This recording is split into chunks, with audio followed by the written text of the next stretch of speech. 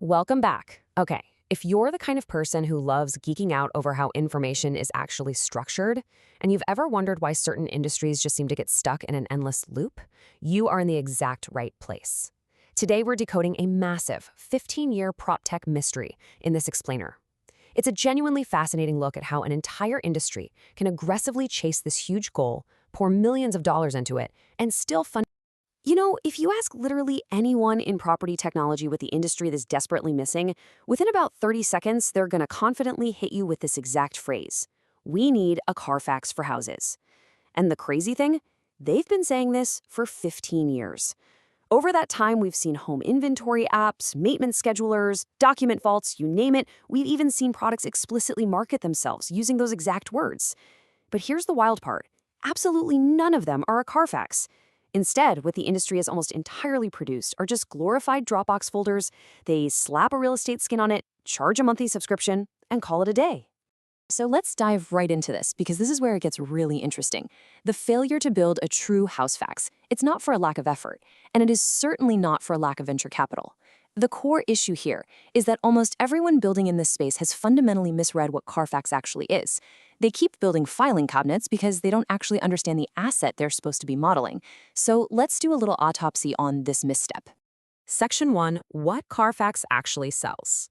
And spoiler alert, it's definitely not documents. To really understand why the real estate tech world keeps failing at this, we kind of have to look over at the automotive world. When you buy a Carfax report, you aren't buying a digital folder of old documents, right? You can't log into Carfax and download a PDF of a 2014 service invoice or a scanned receipt for brake pads. They do not sell documents. They sell you something vastly more dynamic and intelligent. If you look at the definition of a true HouseFax, you'll see every single word is doing heavy lifting. The persistent entity is the asset itself, the car's VIN or the house's address. It is not the user's account. The dated sequence means the order of events is the actual valuable information. And derived signals, that means things like title branded or accident reported. Nobody typed those exact phrases into a file. The system computed them by noticing patterns and contradictions across a timeline. The buyer doesn't want to dig through documents. They just want to know what happened, in what exact order, and what that pattern implies about the future. Section 2, the filing cabinet autopsy. Let's look at the 5 structural reasons why this keeps failing. We know what a HouseFax should be, so why do we keep getting filing cabinets? Well, it comes down to 5 specific structural architectural decisions. The first, and honestly most fatal structural flaw, is making the document the primary key. Most products out there model the world like this. A property has many documents. But the second you make the document the atomic unit, you've lost the game. Why? Because a document is just evidence of an event. It's not the event itself. Say you have a roof invoice from 2019, a photo of the roof from 2019, and a permit from 2019. Those are 3 pieces of evidence describing one single event. But in a document-keyed system, they're just 3 totally unrelated rows that happen to sit in the same digital folder. You literally cannot compute a sequence over rows that don't even know they're talking about the exact same thing. Which brings us to the second flaw. I like to call this one the quiet killer. Think about how normal people actually use these apps. A homeowner gets ready to sell, so they grab a massive stack of historical records from a physical shoebox and upload them all at once. Because the system's time axis is just the upload date, every single document gets stamped with today's date. The system now confidently believes that the house's entire decades-long history occurred on a random Tuesday afternoon in March. A real timeline needs 2 time axes: when the event actually happened and when the system learned about it. And trying to retrofit that later? That isn't a quick sprint. That is a total rewrite of your database. Flaw number 3, treating condition as just a stored static field. You see this all the time. Inspection platforms will let you record a rating, like roof fair.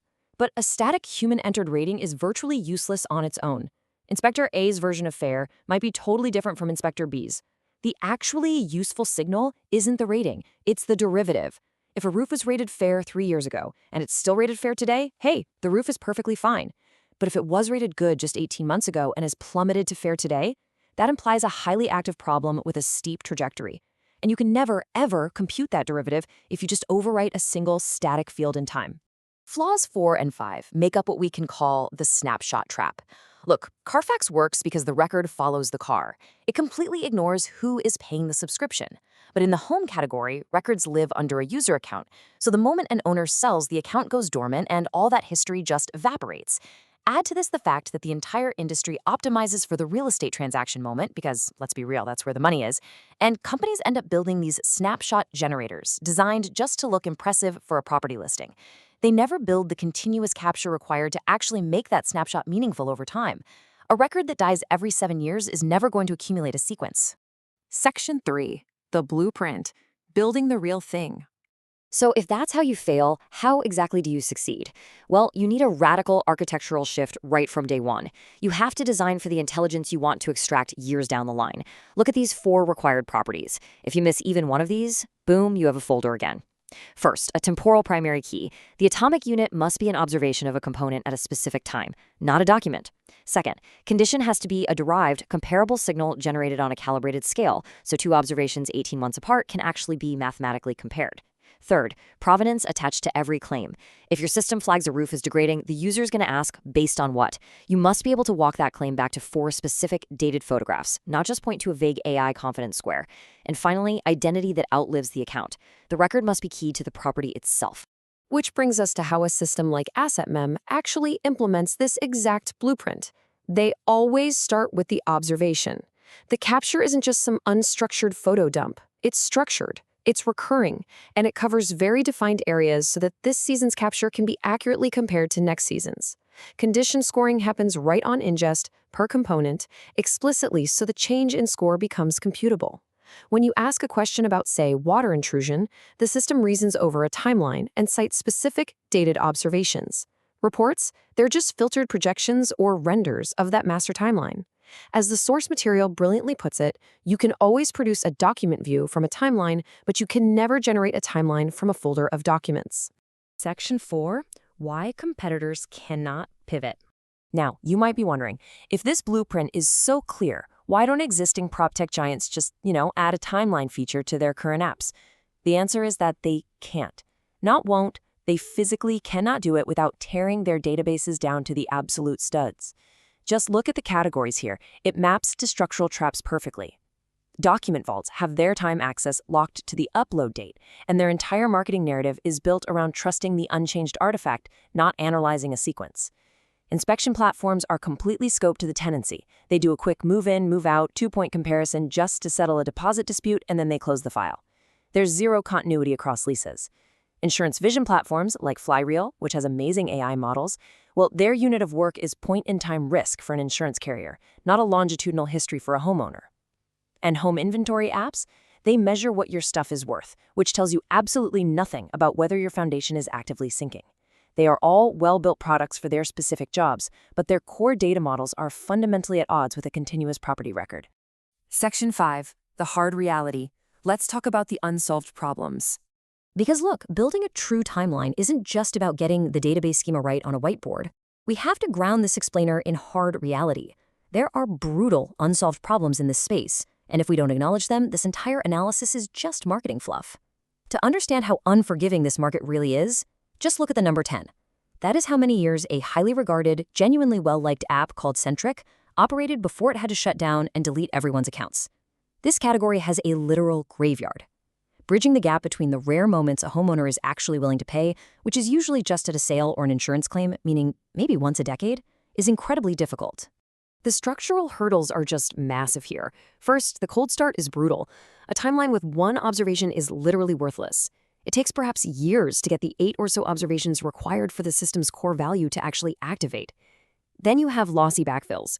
When you ingest a shoebox of old records, the system has to guess and infer dates. Any honest timeline absolutely must transparently represent the uncertainty of those dates rather than just laundering them into false confident precision. Add to that the fact that AI condition scoring from photos has real error bars just from bad lighting or weird camera angles. Plus, getting records to actually transfer during a home sale requires changing the deeply ingrained habits of title companies and real estate agents. These are monumental challenges. So we are left at a really fascinating crossroads. The big bet here is that the sequence itself must become the product. Condition must be treated as a mathematical derivative, and the ultimate defensible asset is a record that compounds in value over time. It's mildly interesting at 3 observations, but practically impossible to replace at 30. For 15 years, people modeled the evidence and just crossed their fingers, hoping the intelligence would magically follow. It didn't. As it turns out, the filing cabinet was never the hard part. Time is. So will the industry finally figure out how to master time? Or are we just doomed to keep paying subscriptions for shiny digital folders? Let me know what you think, and as always, keep asking the right questions.